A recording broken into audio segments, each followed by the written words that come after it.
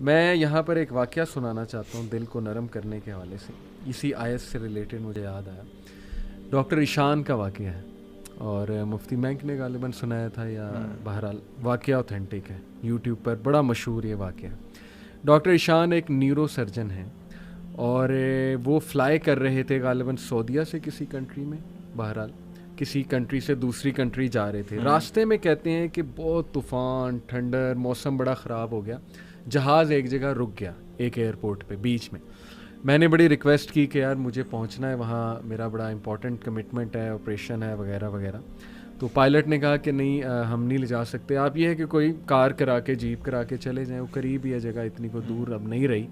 کہتے ٹھیک ہے. ہم نے گاڑی کرائی, گاڑی کرا کے ہم جا رہے ہیں تو طوفان مزید تیز ہو جاتا ہے اور ہم اتفاقاً ایک گھر کے سامنے رکتے ہیں. وہاں پہ میں نوک کرتا ہوں تو ایک بوڑھی اماں باہر نکلتی ہے, بڑی کائنڈ تھی. ہم نے اسے کہا جی ہمیں اندر آنے دیں, بارش بہت ہے, ہم ذرا تھوڑا دیر رک کے چلے جائیں گے. ہم نے اپنے آپ کو فریش کیا. دیکھتے کیا ہیں کہ ایک بچہ زمین پر لیٹا ہوا ہے گدے پر, اور وہ بوڑھی اماں بار بار اس کے سر کو دبا رہی ہے اور بڑا پریشان ہے اس کے بارے میں. کہتے میں نے پوچھا کہ کیا مسئلہ ہے اس بچے کو, تو انہوں نے کہا کہ اس کا کوئی برین کا مسئلہ ہے یا ایسی کوئی پرابلم ہے جو بہت مشکل ہے یہاں کے ڈاکٹرز کے لیے. تو انہوں نے کہا مجھے بتائیں, میں بھی ڈاکٹر ہوں, میرے بڑے واقفیت ہے.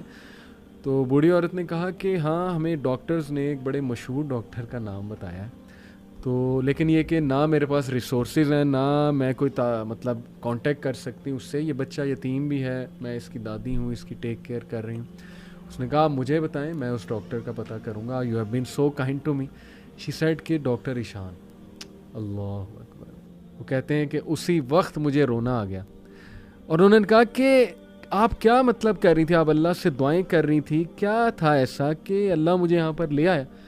ہی سیڈ کہ پتہ نہیں, میں تو بس استغفار بہت کرتی تھی, استغفر اللہ استغفر اللہ, اور میں اللہ سے کہتی تھی کہ اللہ ہم تو نہیں جا سکتے, بس کسی طرح تو ذریعہ بنا دے, یہ بچہ تیرے سامنے ہے. تو حدیث ہے نا کہ جو استغفار بہت کرتا ہے اللہ اس کے لیے ایسے ایسے راستے بناتا ہے کہ وہ بندہ سوچ میں نہیں سکتا. تو اللہ کی فوج کو انڈر ایسٹیمیٹ نہ کریں.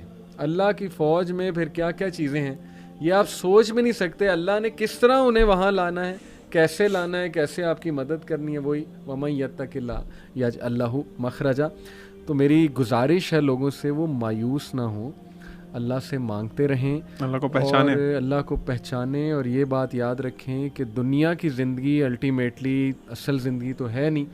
یہاں جو مل جائے اس پہ الحمدللہ گریٹفل, جو نہ ملے وہ اللہ سے ہی مدد مانگیں کہ اللہ مجھے تقویت دے, اے اللہ مجھے پرسپیکٹیو دے, اے اللہ مجھے وزڈم دے, سکت دے, اور امید جاری رکھیں, نا امید کبھی نہ ہو. یقین کریں ایسی ایسی سٹوریز ہیں میرے پاس, ابھی ٹائم اجازت نہیں دیتا. جب میں نے تھوڑی سی ریسرچ کی, جو کپلز مایوس تھے اولاد کے حوالے سے, کس طرح اللہ نے انہیں اولاد دی ہے, وہ ایسی سٹوریز ہیں کہ آپ کے رونگٹے کھڑے ہو جائیں گے کہ امپاسبل سچویشن تھی, کس طرح انتظام اللہ نے کیا, کیسے وہ معاملہ پیش آیا.